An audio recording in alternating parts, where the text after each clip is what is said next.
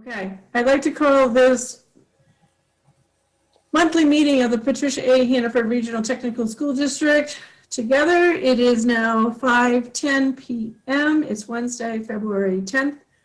I'd like to start with introduction of board members. Lorraine, would you start, please? Yes, Lorraine Morse, representing the Addison Central School District. Nick? Nick from Shoreham, representing ACSD. Christina? Good evening, Christina Macklin, Addison Northwest School District rep. Steve? Steve Rennie, representing Mount Aid Unified School District. Judd? Judd Markowski, WIB, lives in Bridport. And I'm Suzanne Buck from the ACSD district. Would others online like to introduce themselves? Dana? Dana Peterson, Superintendent Director, Patricia A. Hannaford Regional Technical School District. Kelly? Kelly Mills, Sustainable Agriculture and Plant and Animal Science Instructor. Lisa? Linda Barrett, clerk. Lisa? Lisa Rader, Visual Communications and Design and Illustration teacher. Jay? Jay Stetzel, Assistant Director of the Career Center. Jake? Jake Brenham, resident of Cornwall. Austin? Austin Haynes, Business Manager. Brenda. Brenda? Brenda Loge, School Counseling Coordinator at the Hannaford Career Center.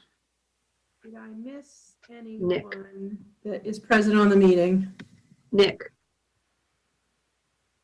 I did do Nick Costin. Okay. Nick Colston's here, yeah, didn't he?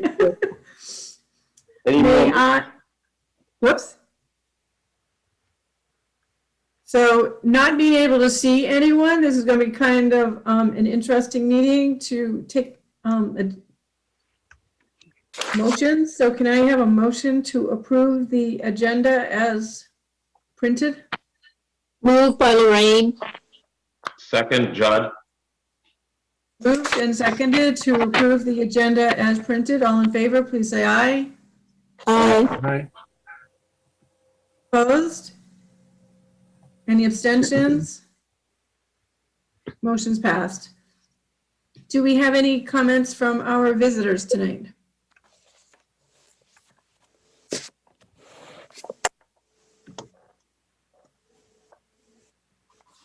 Hearing none, I'll proceed on to correspondence. We have a donation from a county business. Dana? Yep. Give me 1 second. So have correspondence. Good, very good news. It's from Collins Aerospace in Virgins. And they write, on behalf of the Collins Aerospace Virgins team, this is Rob Birmingham. I am pleased to announce that I'm offering sponsorship funding in the amount of $5,000 for the 2021 budget to support activities at the Hannaford Career Center and the Makery. So we'll be taking that up later on under action items to accept that donation or sponsorship. And that's from Rob Birmingham. Make sure we send them a very nice thank you note for that. Indeed, we will. May I have a motion to go into executive session, please? Motion by Lorraine to move into executive session for personnel/negotiations. I'll second, Steve. The person that I need in is Dana. I'm sorry? Dana, I'll need you in. Did somebody just join? Did somebody leave? Somebody joined. So, Patrice?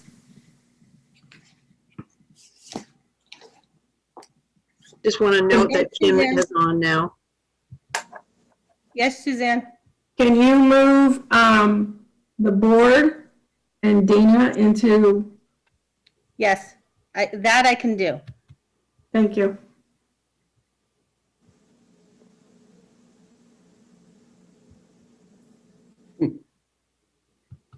Do we need a vote? Oh, Yep. can I have a quick vote on moving into executive session for personnel negotiations? All in Aye. favor, please say aye. Aye. Aye. All right. Opposed? Any opposed? Any abstentions? Motion's passed. And, ooh, You're good. well, I was gonna say, I don't have a clock anymore on my. 5:13, I've got it. Okay, thank you. You're welcome. Everyone made it back by the looks of it. Steve, Nick, Christina, Kim, Judd, Lorraine's here. Mike made it. All right, we're going to continue on. Minutes of January 13th, 2021. I'm presuming since when we approved the agenda, no one mentioned having to pull those, that those are all set.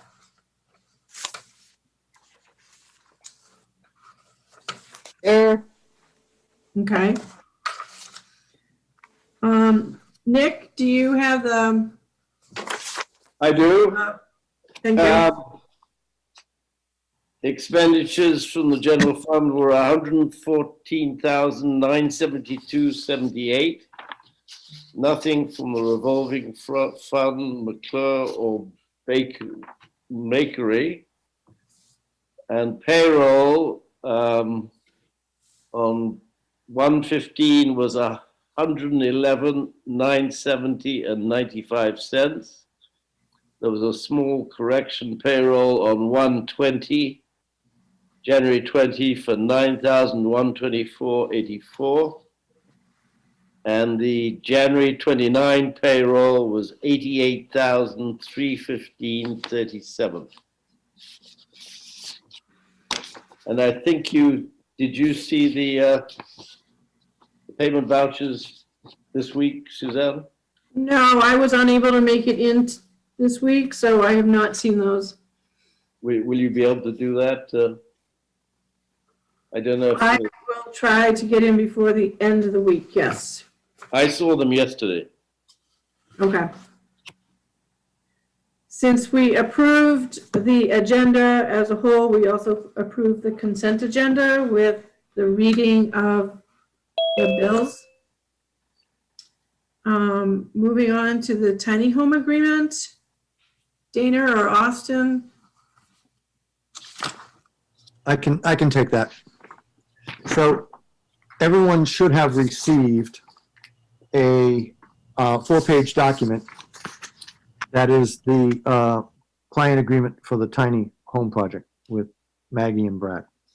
And I did ask if there were any questions. I didn't see any questions over the last few days, so I'm assuming that meant that most people did not have any questions, but I'll entertain any last-minute questions at the moment.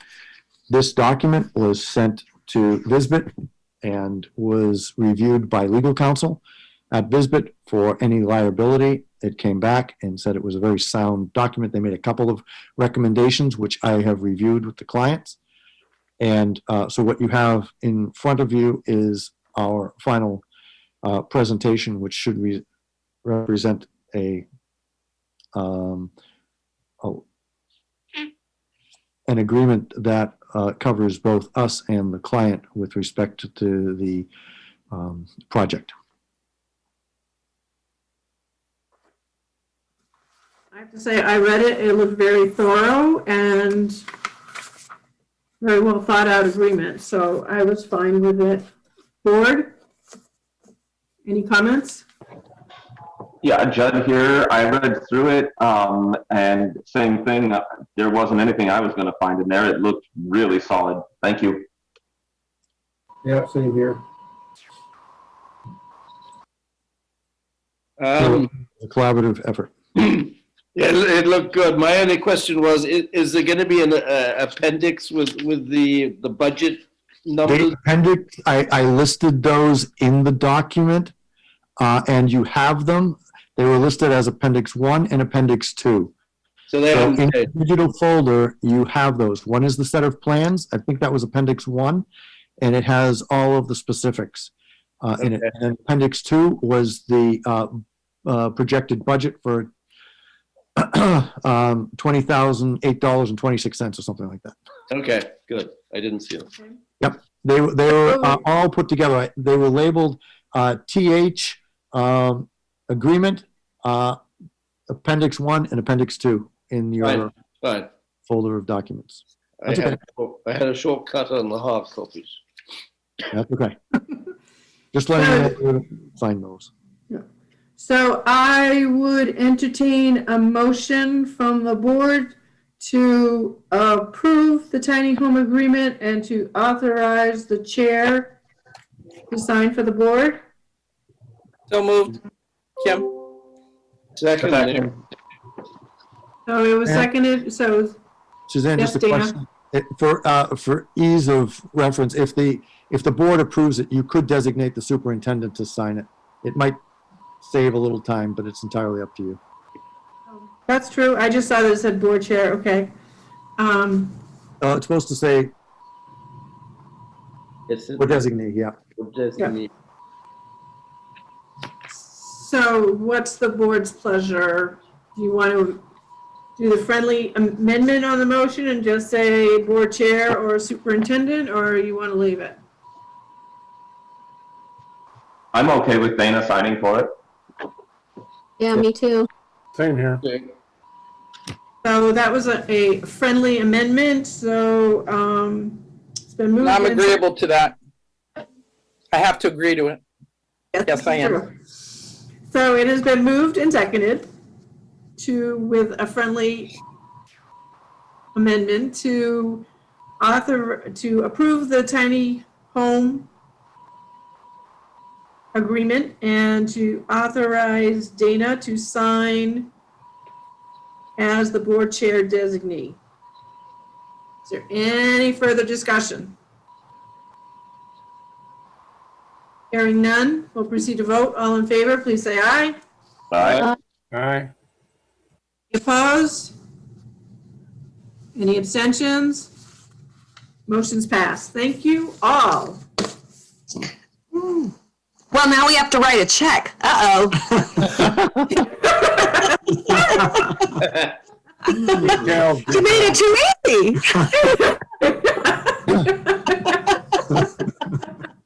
Megan and Brad, I'll sign that tonight and at some point, and I'll get it to you either tonight or tomorrow. Email it back, then you can do the same and send it back to us. Wonderful. Okay. Wonderful. Thank you all so much. Awesome. Thanks, Dana. Thank Thanks, you. Board. Oh, Thank you. Policy 2.7, compensation and benefits. It's a monitoring report. Yep, that one's mine, Suzanne. I'll take it from here. Okay, thank you. Yep, so this is an annual policy we review in February, and I'll just cover the main parts. So the first portion reads, with respect to employment, compensation, and benefits to employees, consultants, contract workers, and volunteers, the superintendent shall not cause or allow jeopardy to financial integrity or to public image. So the support paragraphs basically read that Dana and the business office follow statutory requirements and best practice with respect to requests for proposals when we engage consultants and contractors, and our appropriate hiring measures for personnel. Essentially, when it comes to employees, we're following the collective bargaining agreements and requirements or restrictions that are put in place by those agreements. So the next section halfway down says, further, the superintendent shall not change his own compensation and benefits. This one's pretty straightforward. Dana hasn't, to my knowledge, followed any or done anything that would directly adjust or alter his compensation, and he's followed the board chair's guidance strictly in terms of negotiations between the board and himself. The second one is the superintendent shall not promise or imply permanent or guaranteed employment. None promises exist that we are aware of. And the contract renewal process happens annually in the spring. Number 3 is the superintendent shall not establish current compensation and benefits that deviate materially from master agreements. This is essentially just a reiteration of the first section in that we are structuring all compensation and benefits that are in alignment with the collective bargaining agreements and the prevailing master agreements. It mentions that negotiations are underway, which is part of what happened tonight for executive session. On to the next page. The last one reads, the superintendent shall not create obligations over a longer term than revenues can be safely projected, in no event longer than 1 year, and in all events subject to losses in revenue. So essentially, it's just a snapshot of how we're operating from a financial perspective. We are meeting annually with the board and then also with the budget and policy committee to review budget versus actual revenue and expenditures.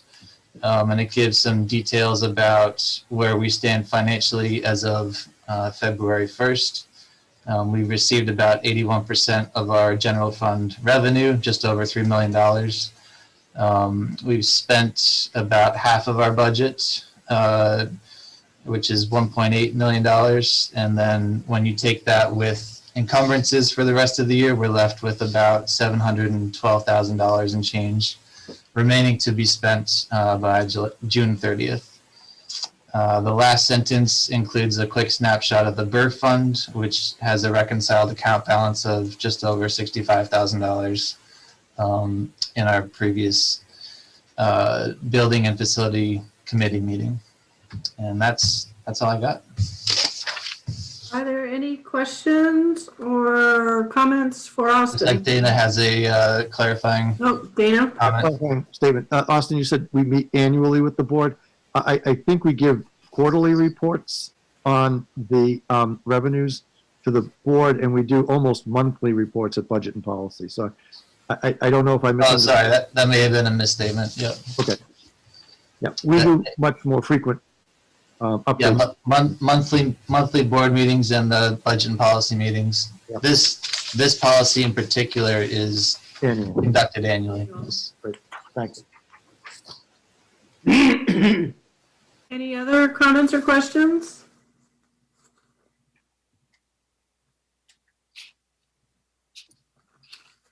Hearing and seeing none, may I have a motion to accept policy 2.7 compensation and benefits, please? So moved. Judd? Moved by Judd. Is there a second? Second, Kim. Oh, okay. Moved by Judd, seconded by Kim to accept policy 2.7 compensation and benefits. Is there any further discussion? Hearing none, we'll proceed to vote. All in favor, please say aye. Aye. Aye. Aye. Any nays? Any abstentions?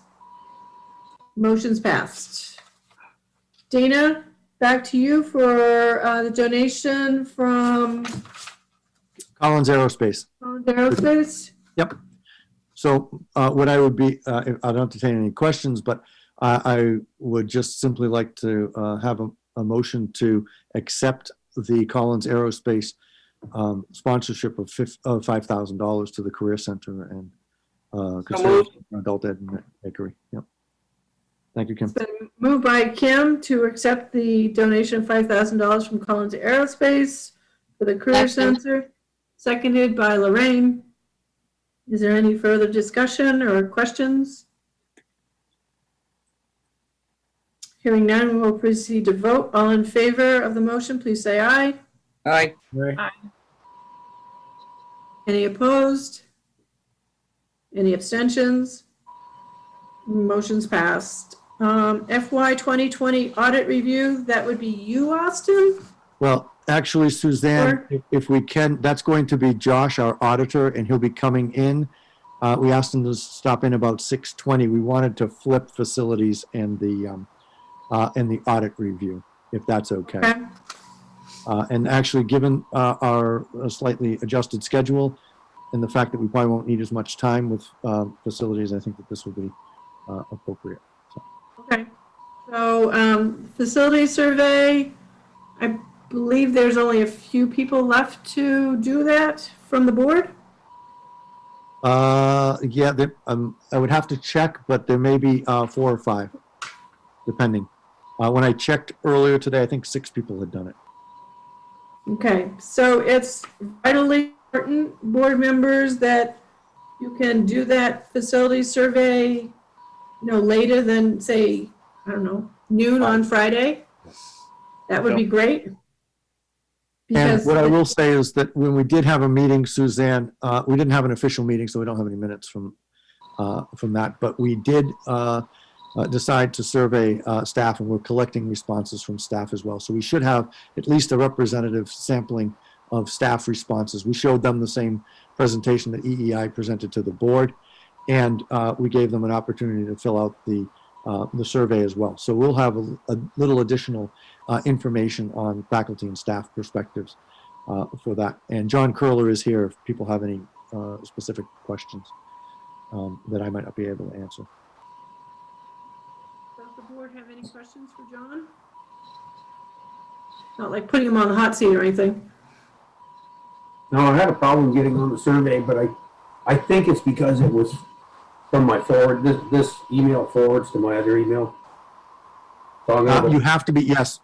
I'll go back into the Hannaford group. You have to go in the Hannaford email in order to be able to access that form. Because it's only available to folks within the organization at this point. So, Steve? John is with EEI. John is I works with the career center. I'm head of maintenance. Oh, sorry. Okay. But he's in close contact with the EEI and he knows the building inside and out, so. I was just curious a little bit about the insulation scope. I know, Danny, you'd said it had something to do with the roof. I was just curious what the current approach was to that. So do you understand what the situation is, Steve?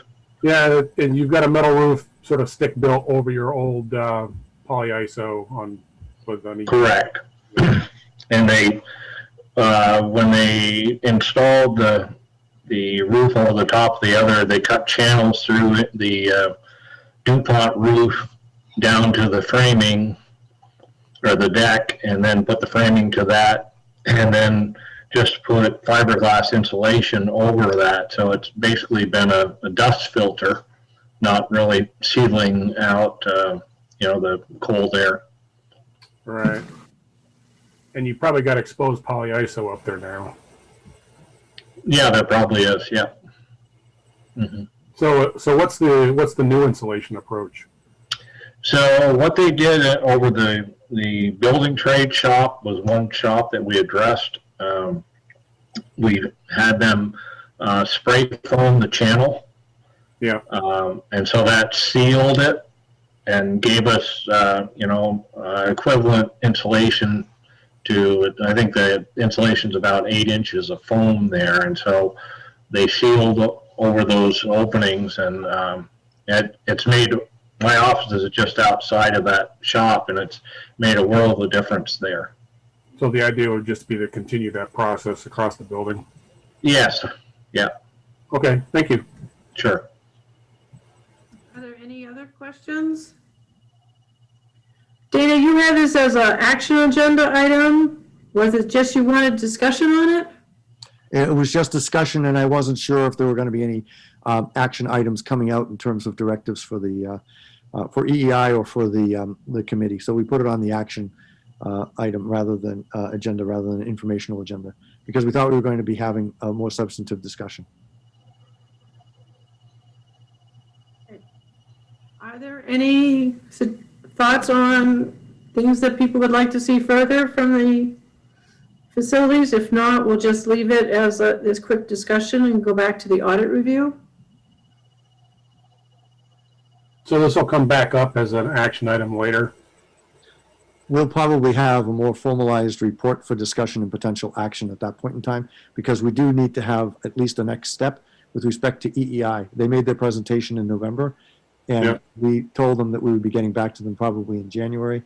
And because of the budget vote, we moved that a month. So John is in contact with Mike Davey from EEI, and he's just looking to know what's happening. Where are we with the process, and what do they need to do for next steps, or what do we need to do for next steps? So I think we'll have a discussion on the March agenda, and you'll have more information from us about the various areas, us meaning the facilities committee, about the breakdown of the responses. And then, whether we're going to do a campaign for sharing this with the public and how we want to do that, whether we want to gather information from them as well before making any final determination. So that will all need to be discussed at future meetings. But EEI will need to know what we're expecting from them in the short term, because they have agreed to help us market and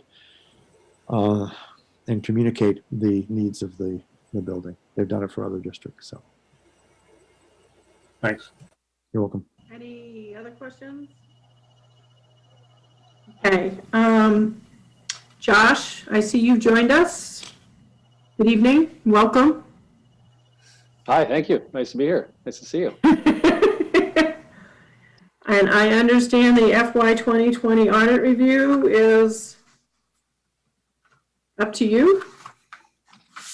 Sounds like it, yes. So this is, I believe, our 4th year doing your folks' audit.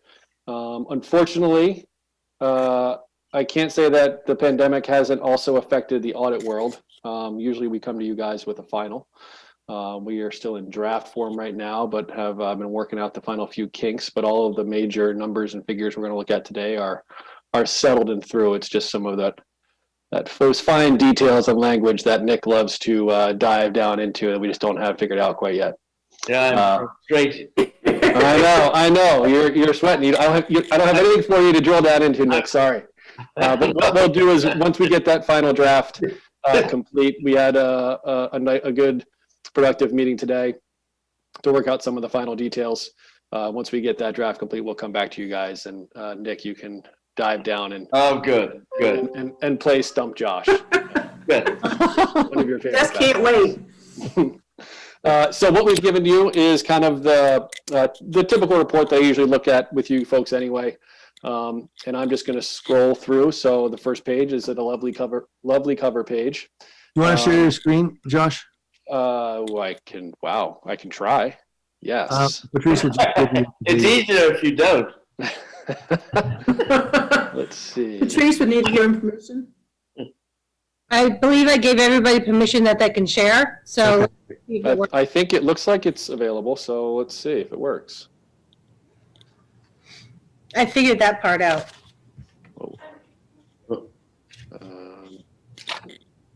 You see it? Yep. Awesome. Excellent. Something else just opened on my computer. Okay. So cover page, jump right down to statement C. This is your balance sheet showing all of your major funds. General fund is the one that people are typically most interested in. And so it shows your assets, your cash as of June 30th, 2020, your liabilities, and your fund balance down at the bottom. So you finished June 30th, 2020 with an unassigned fund balance of $104,564. We will get to where you started in one moment. The Building and Equipment Reserve Fund, your BERF fund, also a major fund, as is the Rogers Scholarship. And then the other governmental funds is the culmination of all your special revenue funds and your permanent scholarship fund as well. And we'll look at all those in a breakdown in a couple more pages below. Your BERF ended the year with $68,000 in it.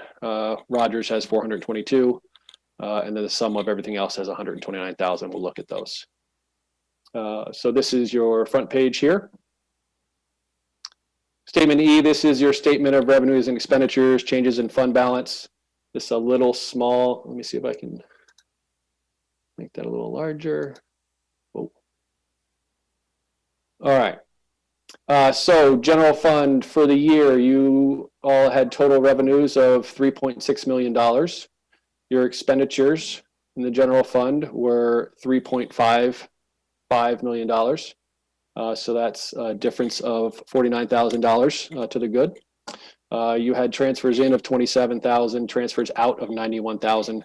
Transfers out mostly consisted of the $53,000 that went to the health reserve special revenue fund to pay for all of the HRA costs for your employees. And so that's a total of 63,000, or your net change in fund balances, excuse me, was a deficit of $14,000 when you take into account all those transfers. And your fund balance that you started with as of July 1st was $118,000. You subtract the 14.4 from it, and that's how you get the 104,564. At the start of the year, you had actually anticipated, and Danny, you may have to refresh some of this math, the $53,000 of transfer into your special revenue fund. That was to use fund balance. So just with that figure alone, you budgeted to be at least $53,000 of a deficit. So some of that has that difference has to do with just the pandemic, some cost savings that I'm sure Dana can speak to that you guys had throughout FY20, and that's what the result was. So if there is a silver lining, anything, all of my districts for the most part and municipalities have larger fund balances than what they anticipated at FY20 just because of the pandemic and lack of some of the standard expenses that they have. Right. And Josh, I can just speak really quickly to that. There were a lot of savings in facilities usage as a result of not being in the building for the better part of 4 months. So we saved on heat, we saved on electricity, we saved on a variety of areas. And then the other thing is that I don't know if you're going to talk about this, but in comparison to unrestricted fund balance, that compares very favorably to the 6,700 that we had as an unrestricted fund balance for the previous year. Is that correct? Yep, that's correct. Yep. So just running through your other major funds, your BERF, that's miscellaneous revenues of 28,000, expenditures of 30, which with a net difference of $2,200. So that went from 70,000 to 68,000 at year end. The Rogers Scholarship basically had interest income of $713, and we'll get to all the other special revenue funds as we move forward. And if anybody has questions, comments, thoughts, just holler them out. You don't need to wait till the end. I know this is thrilling for most of you. Statement G. So this is your vocational revolving fund. This is your balance sheet, $37,000 at year end. So this is the revolving fund that your programs use for your culinary, your it's not horticulture. Sustainable ag or ag. Sustainable ag. Yes, thank you. So that's where this money is kept. And those are the enterprise accounts. They're the ones that operate as a quasi business, just for the boards. Right. Yep. So basically, they're operating as a business. So basically, the revenues in should match revenues out. If they make a little bit of money, then they reserve it in these enterprise funds, so it doesn't fall back, doesn't go into the general fund, and it kind of maintains that separate function. Operating revenues in the vocational revolving fund, $51,000 in revenues, spent $55,000, and so that's a net difference of $4,200. And so last year you started with 41,000 in that fund and ended up with 37.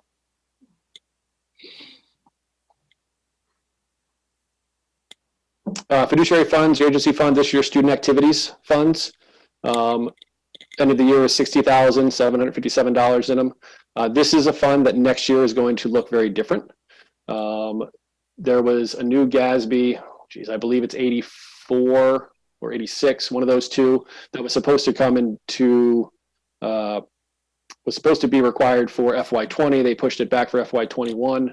And basically what this new GASB does is it requires a new, basically, analysis of student activity accounts. And what that analysis is going to do is basically look at every student activity account and decide who is ultimately responsible for that student activity account, where it used to be, oh, it's student activities, we'll just throw it in there, and many boards would sort of just wash their hands from that. The GASB and the federal government has decided that's not okay anymore. And so they are really going to analyze, in essence, through that GASB, through that new regulation, and then through us, and determine, okay, is this student activities fund actually controlled by students, or is it ultimately controlled by the school district? And if ultimately controlled by the school district, it then becomes part of your responsibility. So you're going to start seeing all those things in warrants. You're going to start being basically responsible for those funds as well. So we've started talking about that when I was there back in the fall, about what that looks like. And I think we have some more information coming out on all the stuff that's being sent to us, and some of the new educational resources that we're receiving. So we will work with Dana and Austin to get those things in line where they should be. But you should expect to see student activities to decrease significantly next year and your special revenue funds to increase.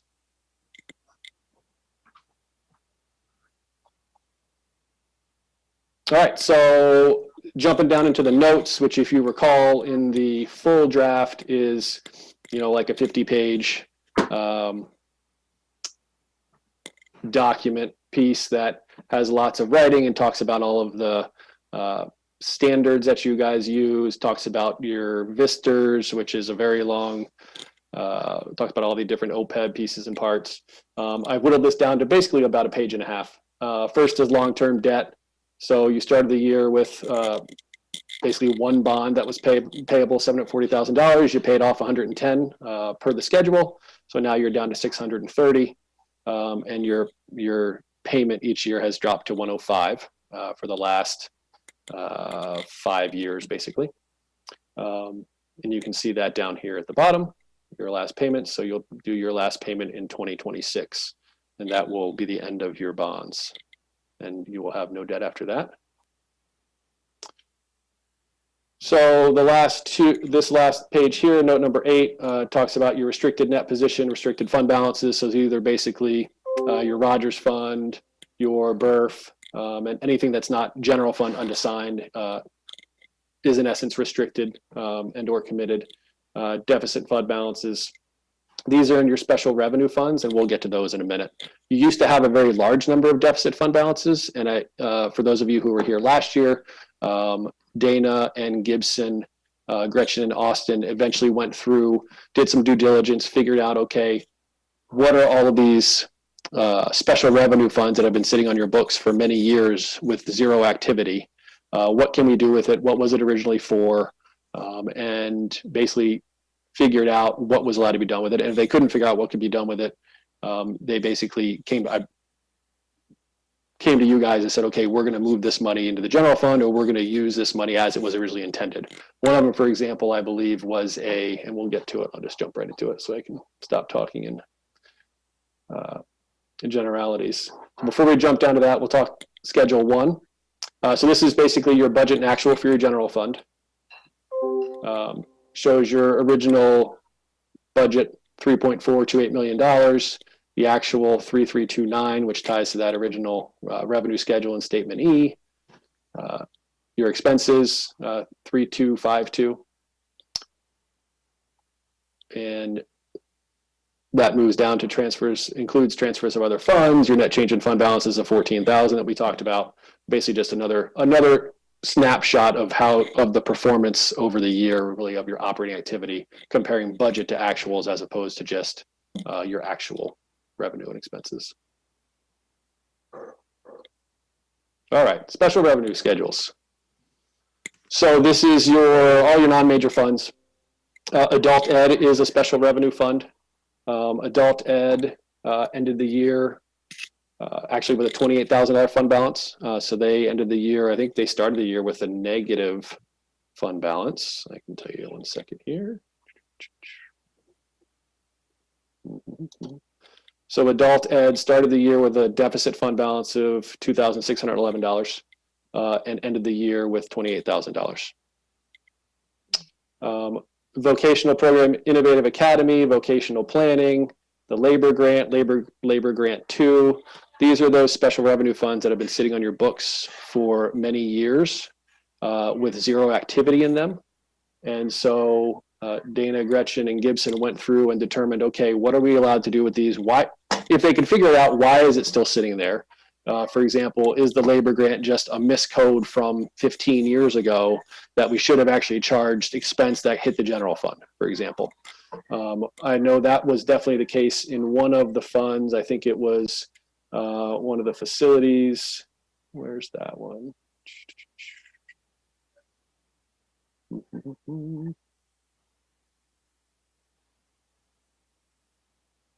Let's see. Well, I know that one of the funds that we explained last year, Josh, while you're looking, was a Perkins reimbursement. And what happened was we had paid the money, but the reimbursement came in later, and it was never coded back to the general fund as revenue. Is that right? Yep. And that's this Perkins vacated column right here, this first column down there. And so what we did there was we transferred that Perkins vacated column back to the general fund to basically offset that cost that the general fund had picked up however many number of years ago. And so that was sort of the process as Gibson and Dana and Gretchen figured out what to do with all these funds. And that was our recommendation, is to just figure out, if you can, do some due diligence, figure out what they were. If you did have money left over, did you have to give it back to the grantor? If not, either transfer some expense into that special revenue fund, so if it was for facilities or something else, or just move that money directly back to the general fund. And so you cleaned up. So next year, this Schedule E and Schedule F will be much cleaner, will be much shorter, which is a good thing, making progress. One of the things I wanted to point out, that health reserve fund that I talked about that received a transfer of $53,000 from the general fund. So that's something that we talked about last year, where you have this HRA expense that is relatively just a guess right now. And it will continue to be a guess as I think it's this year, FY21, you have some new regulations where the statewide negotiation for the contract for healthcare changed as of FY21. So those figures for the past couple, 2-3 years that you've been building up some experience, so you can actually say, okay, the past 3 years we've spent X. Suddenly now the regulations have changed, and so you can basically toss that out the window. So this health reserve fund is really there to kind of protect you guys and say, okay, we're going to budget a certain percentage of what our total liability, our total risk for HRAs are. We're going to transfer it over to the special revenue fund, and we're going to pay our costs out of the special revenue fund. And then what that's going to allow you to do, so this year, for example, you had expenditures of $66,000, $66,492 in expenses in your HRA account. You transferred in $73,000. So 53 was that original figure that we talked about. That was actually old fund balance, and then then there was an additional transfer of $20,000 once that 53 was used, because you have to pay those costs. And so that ended your year with a balance of $6,516. And so that's now going to carry over. So as that figure carries forward, it can give you a little bit of breathing room as you try to figure out how much do we want to be budgeting for HRAs. You know, it's a little far-fetched to believe you're going to spend 100% of that money, but is that number 40%? Is it 80%? Is it 65%? I've got districts all over the place, and I've got them all over the place just year over year. Somebody spent 35% of their liability one year, and the next year they spent 80% of it. And so that is such a wild number that one of the benefits of this health reserve fund is you can try to level out some of those ups and downs that otherwise you'd have to address every year in your budget. So that's the one I wanted to point out there. Perkins grant is also in special revenue fund. You got your Mercury, your McClure grants, and all the various other state funding that you receive as well through the WET and the INT grant, stuff of that sort. And Josh, just for the board's edification, that McClure grant fund has been used in this year, and so next year that will be actually closed. So that will clean that up a little bit too. Yep. Yeah, it's at zero this year. So how much did we put in the HRA fund? So Nick, we have budgeted 100 for this current year, FY21. We have budgeted $120,000 transfer or transfer from the general fund to that fund, and we just added. We put on an article for town meeting day an allocation from last year's unreserved fund balance of, I think it was 24,000. Right. So at the end of December 31st last year, we should have about another 60,000 in there. No, I don't think so. It's being used, and we didn't transfer all of it because it's a line item. We can transfer up to 120,000. So we've been doing that in increments of 5,000, I think. But I'll let Austin speak to that a little bit more. That was a recommendation because that way we have a little bit more flexibility what's in the budget, and we can transfer up to that amount. So it's about 30,000 that's been transferred in since. I have to ask Austin. Yeah, year to date, we're like 25 and change. Because we are in a much better cash position now, we were able to transfer another slug this past week of about $40,000 to get us to that $65,000-$70,000 benchmark, which is consistent with historical activity. So we're basically looking back from 70 to see where we'll finish the year. It's likely we'll surpass that, but as Josh was saying, it's anyone's best guess at the moment. Okay. And the reason for that, Nick, is that everything reset January 1, and we now have increased obligations over fiscal year 20 because of the way the health insurance has been. Yeah, the pre. Yep, we prepay, right? The pre-funding, the prepaying, yeah. Yep, and anything on the HSA has to be funded at 100%. Yeah. It's too bad we didn't have more than 6,000 left over. I thought we would. So that is pretty much it from the audit presentation standpoint. Happy to answer any other questions.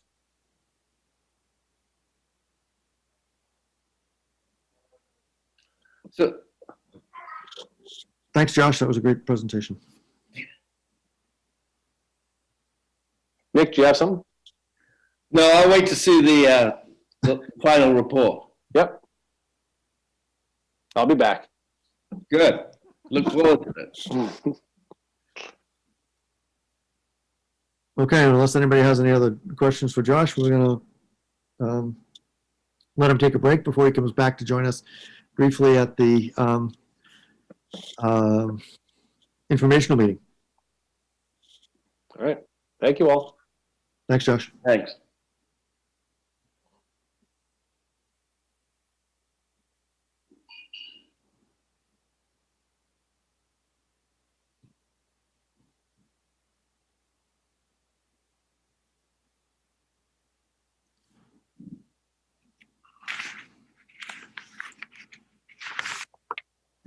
Since that's under the action agenda, I would need a motion to approve the audit review from someone. Lorraine. Lorraine's moved it. Someone Yes. seconded it. Nick seconded it. It's been moved and seconded to approve the FY 2020 audit. Is there any further discussion? Are we approving the audit or the review? Just Right, because this is a draft. It's I don't the know. draft audit. Yes, The audit review. I think we need to see the final draft before the final. normally make a motion to approve a review. Well, that's where I am confused because we do have it under the action, so we need to take. Originally, I think, Suzanne, we thought that the final draft would be ready for the presentation, and that was not the case. So We can move to table it until the final draft comes up. Yes, let's you can do that. So.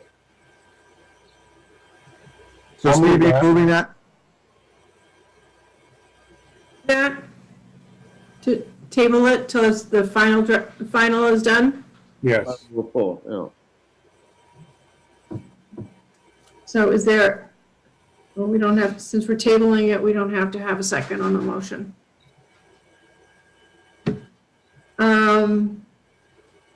Okay, informational agenda.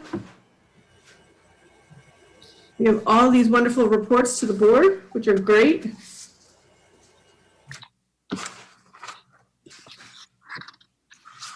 One thing I would like to do is give a big shout out to all of our outstanding students for the second quarter. That's quite an impressive list of students, and I'd like to give a big shout out to all of them for work well done.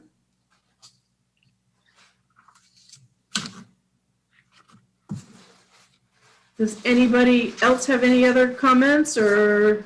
Suzanne, I don't know who's in charge of the Facebook account right now, but they're doing a great job. Love the comments about, that the students are making and holding them up, sending them around. I think it's a great tool for the younger set or people like myself that are obsessed with it. But I think it allows us to get information out on a whole different network. Thank you. Shout out to Patrice. Yep. Yeah. And if you guys can like and just support those kind of things, it just helps to create some activity and buzz. So appreciate it. Actually, Brenda is the one who generated that project to get those made. And yeah, and Patrice has been posting them on our website and Facebook. So thank you to both of them. And the instructors who had students do it. Yeah, I acknowledge that in my my superintendent's report if you've looked at it.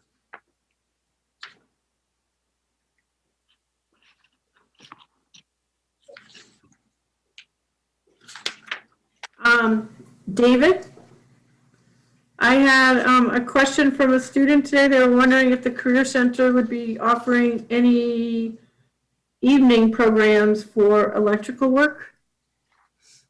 So I don't know if that's something you're thinking about but.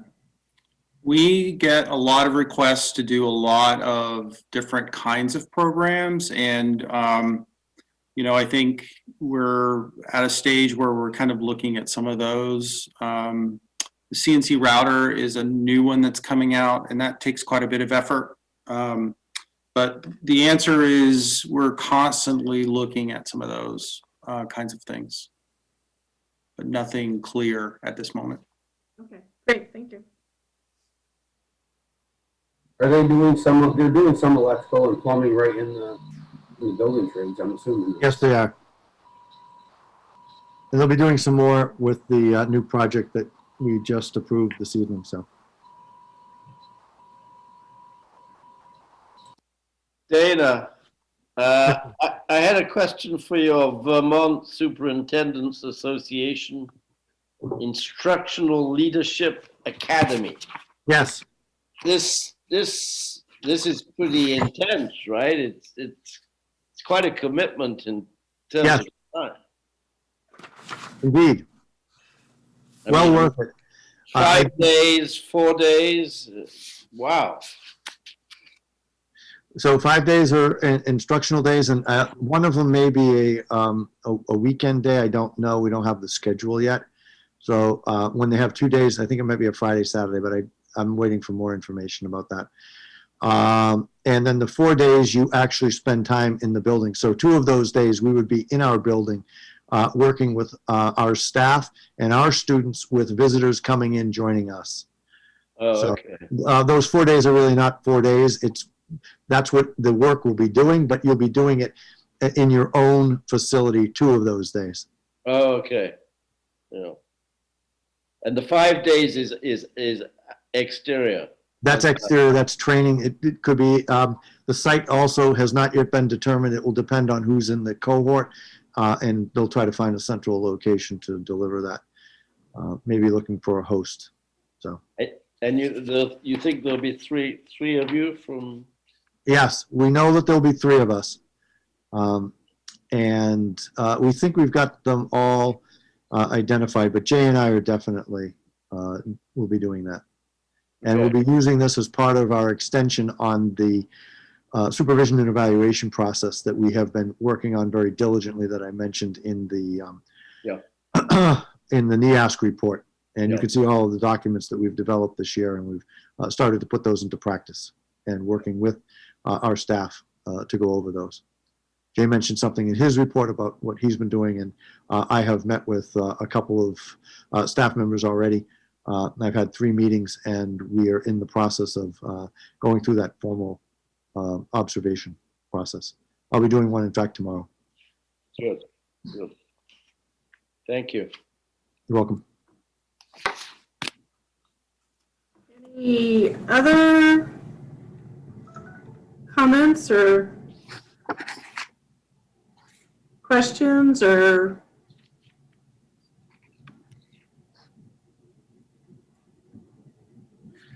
And we'll keep you posted on IB work. I hope that you found that informative. We have a group that's been meeting and will continue to meet as we move our candidacy phase forward. Or authorization, I should say, phase forward. Dana, as the tiny house progresses, Yes, could we get pictures on the website or something? So absolutely. That's part of the agreement that we're going to be chronicling that. And so, yes, we can put it on the website. We can put it on Facebook. And we can certainly have perhaps Nick and some of the students talk about that experience later in the spring, once it's been underway. So. Or maybe even John Flowers might like to. Well, funny that you should mention John Flowers. I'm going to be talking to him tomorrow, and I have quite a few things on my list that I'm going to try to put a bug in his ear. He wants to talk about budget, and I've given him some materials that we've used at board meetings and posted on the web. And I'm hoping to also mention that we have a partnership with Collins, and they've reached out to us for a donation, and that we're actually looking at doing some curriculum partnership with Collins to the point that you were talking about with respect to questions about electrical.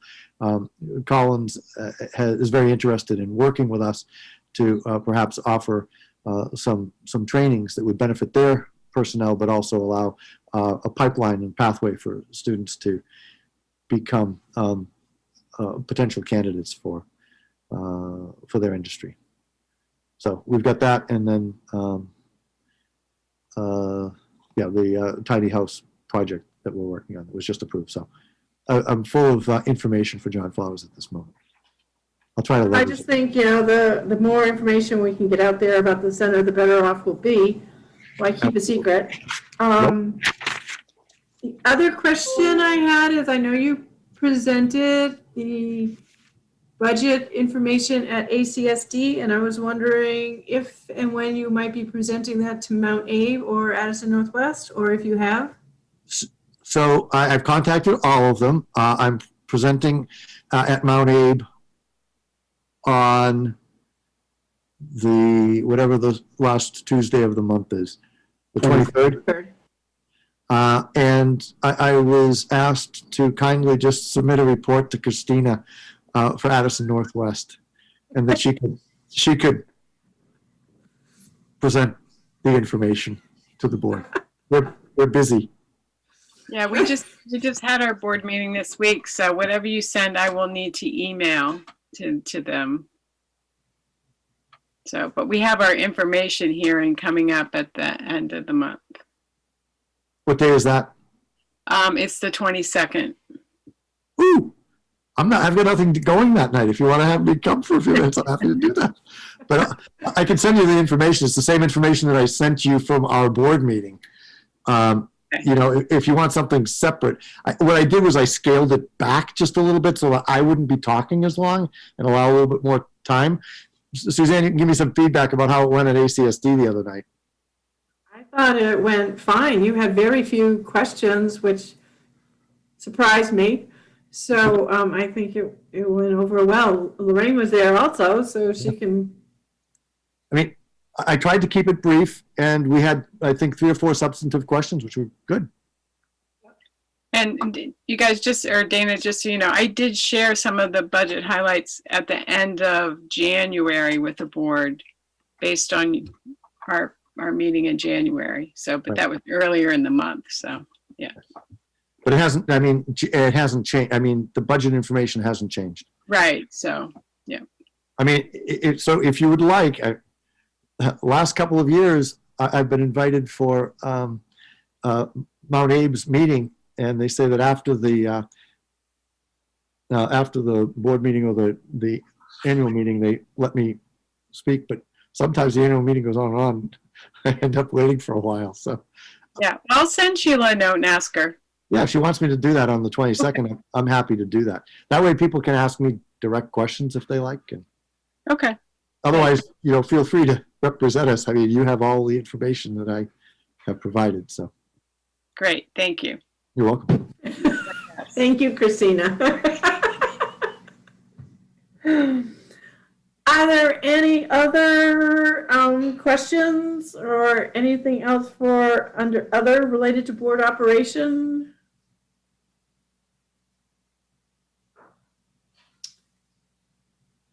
I don't hear anything, and as I flip through the board pictures, I don't see any raised hands. So I'm going to ask Lorraine to do policy 4.1 governing style. Oh, I would be delighted to reflect upon tonight's meeting. Got off to a bit of a rocky start. However, we muddled through it and managed to all see each other for good or bad. Lots of information tonight, good information, and the meeting moved along after we got going, and I think we all did great. Thank you. Thank you for the round of applause, Jen. So, and for anybody that missed it in the newspaper, Judd's wife has sold her chocolate shop. I saw that. And I was in tears. Sorry. But I would, okay, so question before I ask for a motion to adjourn. Dana, Yes. do we have another link to go to for the annual meeting? Yes. It's a different link. I thought Patrice had sent that out. If not, I can send it out to everybody to make sure you can attend. But she had 2 of them. Give me a second while I check what I've got on mine. Oops. It's also on the website. Yeah, and it's been What's that, sent out. Patrice? It's on the website also. Yep. So if we go in through our email, we'll have it. So Patrice, how did you send it out? Did you send a calendar invitation for that? You did, didn't you not? I believe I did, yes. I just put it in the chat as well.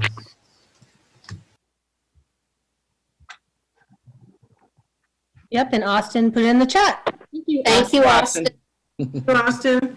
Yeah, So it's easy for you guys. I will now take a motion to adjourn. Moved, Lorraine. Okay, we are in adjournment at 6:57. Hopefully, all the board members find their way back. We need a second. You need to finish the motion. We have the motion, no second or vote. Yes. Thank you, Nick. Nick is seconded.